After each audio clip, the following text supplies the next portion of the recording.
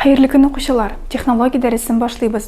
Дәресінің темасы SketchUp программасында архитектур модель булдыру. Бүгінгі дәрестә біз шунда архитектур модель ясарбыз. Әйдәгез, аны ничек ясарга икәнен карыйк. Безгә модель ясар өчен төп корал 4 почмак кирәк булачак. Ул модельнең нигезе булып тора. Аны өскә таба күтәреп, стеналарын ясыйбыз. Пыяла өлешләрен планлаштырганда, башта туры почмаклы куябыз, дуга булдыру өчен түгәрәк ясыйбыз да, аны ярты өлешен бетерәбез. Стенаның калынлыгын күрсәткәндә, аны тышкы якка таба киңәйтәбез.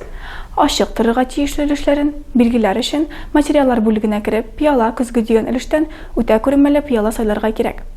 Модельнең тирә-ягын эшләгәндә, туры почмаклыкны аскы ягына таба куябыз. Баскыч ясаганда туры почмаклыкны тигез өлешләргә бүлеп, һәрберсен аскы юнәлештә төшерергә кирәк. Компонентлар бүлегенә кирип, тирә-ягына кеше һәм агачлар алып куябыз.